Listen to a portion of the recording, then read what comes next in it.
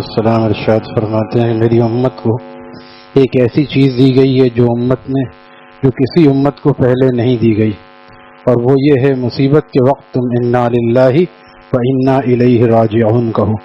اور اگر کسی کو استرجاع دیا جاتا تو حضرت یعقوب علیہ السلام کو دیا جاتا، جس وقت انہوں نے اپنے بیٹے کی جدائی میں فرمایا تھا یا اسفا علی یوسف، ہائے افسوس یوسف تو کہاں بچھڑ گیا، تو اس وقت آپ نے انا للہ نہیں پڑھا، کیونکہ اس وقت میں انا للہ کا کلمہ اللہ تعالیٰ نے عطا ہی نہیں فرمایا تھا، اللہ تعالیٰ نے اپنے محبوب کو یہ کلمہ عطا فرمایا۔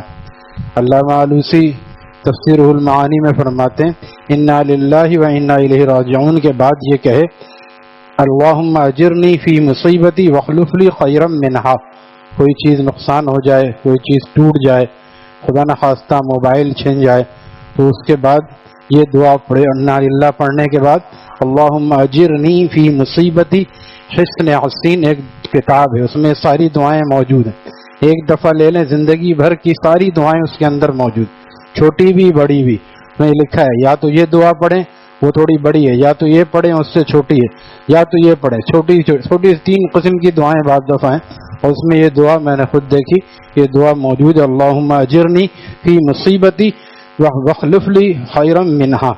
اللہم آجرنی کھڑی زبر کے ساتھ بھی ہے، اور اے اللہ مجھے اجر عطا فرما میری مصیبت میں، اور اس سے بہتر کوئی نعمت مجھے عطا فرما۔ ام سلمہ رضی اللہ تعالی عنہ کہتی ہیں کہ میں نے سنا کہ نبی کریم صلی اللہ علیہ وسلم فرماتے ہیں کہ کسی بندے کو مصیبت پہنچے اور وہ یہ دعا پڑھ لے یعنی انا للہ تو خیرا منہا تک، تو اللہ حق تعالی اس کو اجر عطا فرماتے ہیں اور اس سے بہتر نعمت عطا فرماتے ہیں۔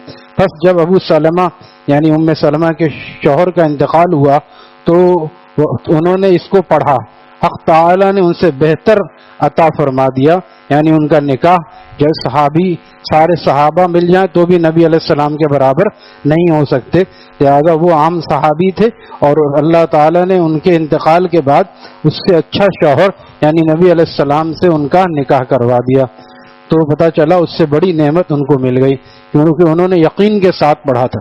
عام طور پہ ایسا نہیں ہوتا، لیکن صحابہ کا یقین ایسا تھا، صحابہ اور صحابیات کا، کہ جب آپ نے فرمایا ہے تو ضرور اس سے اچھی چیز ملے گی۔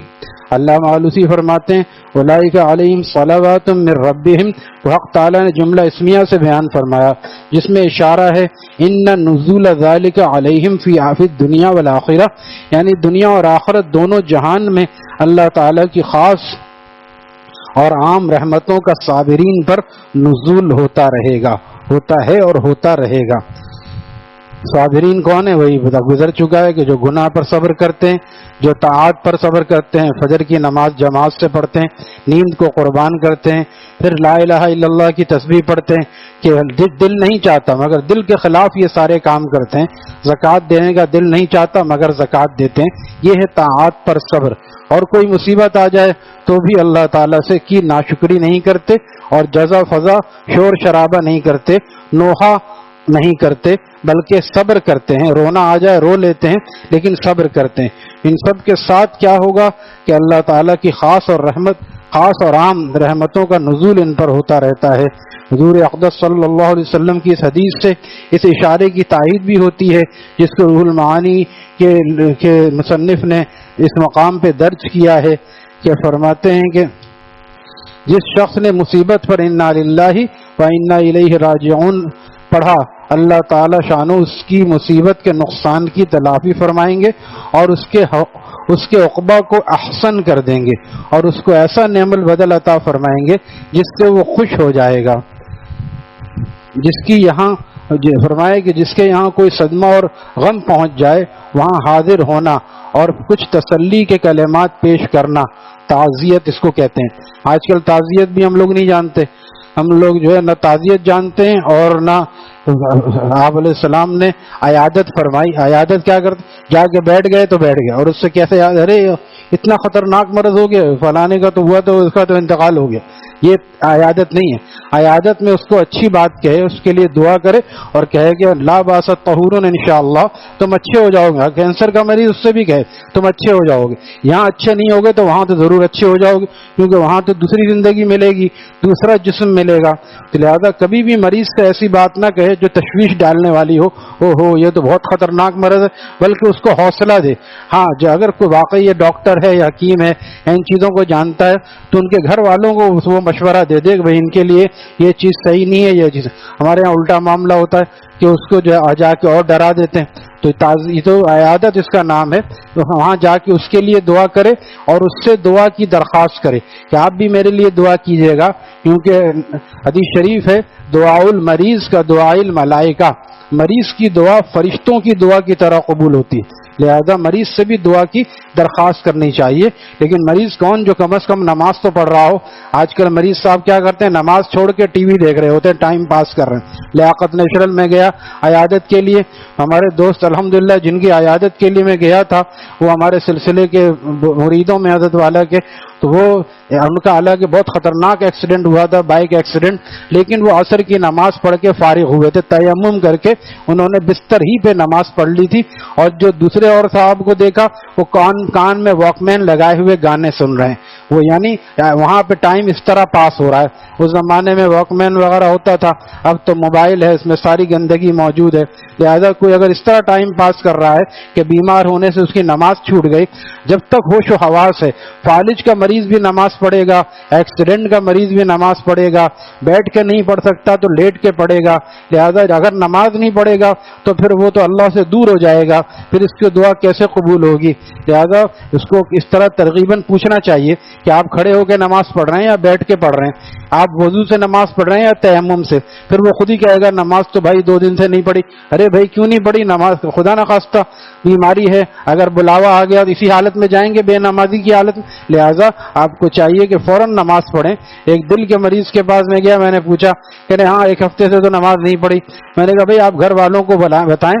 گھر والے ایسے موقع پہ خدمت بھی کرتے ہیں کہ بھائی آپ تسلے میں پانی لے آئیں، میں یہاں بیٹھ کے وضو کروں گا، اور بیٹھ کے وضو کریں، بیٹھ کے نماز پڑھیں. دل کے مریض کے لیے جھکنا منع فرماتے ہیں، ڈاکٹر منع کرتے ہیں. لہٰذا اگر وہ کرسی پہ بیٹھ کے نماز پڑھے کوئی حرج نہیں. تو لہٰذا اس کو یہ ترغیب دینی چاہیے کہ نماز چھوڑنے سے شفا کیسے ہوگی. آپ علیہ السلام نے فرمایا نماز میں شفا ہے، اور ہم نماز سے دور بھاگ رہے ہیں. بیماری تو اکثر لوگ اس کی خیر خواہی بھی اس میں سمجھتے ہیں، اس کو نماز کا نہ کہیں. حالانکہ خیر خواہی یہ ہے، حضرت عمر رضی اللہ تعالیٰ کو برچھا مارا گیا، 1-2 دن حضرت عمر اسی زخموں کی تکلیف میں کبھی بے ہوشی میں جاتے، کبھی صحیح ہوتے. جب صحیح ہوتے تو حضرت عبداللہ بن عمر اور بیٹے کہتے ہیں ابا نماز کا وقت نکل رہا ہے، نماز پڑھ لیں. فرمایا ہاں نماز ضروری ہے، اس کا کوئی حصہ نہیں اسلام میں جو نماز نہ پڑھتا ہو. اس حالت میں بیٹے بھی ان کو توجہ دلاتے، خود بھی وہ نماز پڑھتے. ہمارے یہاں مریض کو بالکل نماز سے ہٹا دیا جاتا ہے، ابھی تو بیمار ہے، بعد میں پڑھ لیں گے. کیسے بعد میں پڑھ لیں گے؟ یہ کوئی مستحب ہے جو بعد میں پڑھ لیں گے؟ فرض، واجب، سنت مؤکدہ کم از کم یہ پڑھے. نفل کوئی نہ پڑھے کوئی گناہ نہیں ہوگا، نفل پڑھے بغیر ہی اس کو ثواب ملے گا، کیونکہ وہ پہلے پڑھتا تھا اب نہیں پڑھتا تو اس کو ثواب ملے گا. لہذا یہ ہے عیادت کی سنت. نبی علیہ السلام خود عیادت کے لیے جاتے تھے، اور تعزیت یہ ہے کہ جا کر اس کو بھی جا کر یہی کلمات کہے انا للہ و انا الیہ راجعون، اور تسلی دے. اللہ تعالیٰ آپ کو اس نعمت کا اس کا بدل عطا فرمائے. اور جو روئے نہیں، گلے لگ کے رونے لگتے ہیں لوگ. یہ پہلے ہی غم تھا اب اور تازہ ہو، کیا ہو گیا تھا؟ پہلے تو صحیح تھے، اب تعزیت یہ ہو رہی. تعزیت یہ کون سی تعزیت؟ بلکہ اس کو تسلی دے. بھائی ہمیں اپنی تیاری کرنی چاہیے، ان کے لیے آپ کلمہ طیبہ پڑھیں، ایصال ثواب کریں، اور ہم اپنی تیاری کریں. ہمیں بھی اللہ کے پاس حاضر ہونا ہے. ویسے ترغیبات سے اس کو توجہ دوسری طرف مبذول کریں، بجائے اس کے کہ اسی مرنے والے کا تذکرہ لے کے بیٹھ گئے. کیا ہو گیا تب یہ صحیح تھے؟ صحیح ہوتا ہے آدمی 1 دن پہلے 1 گھنٹہ پہلے ہی بات صحیح ہوتا ہے، اچانک ایمرجنسی ویزے آ جاتے ہیں. لہٰذا بجائے اس بات کے اس کو ترغیب ایسی دے کہ وہ خود کم از کم آخرت کی طرف مائل ہو اور اس کے لیے ایصال ثواب کرے. اللہ تعالی ہمیں عیادت اور تعزیت کی توفیق بھی دے اور اس کے آداب کو بھی سیکھنے کی توفیق عطا فرمائے. الحمدللہ رب العالمین.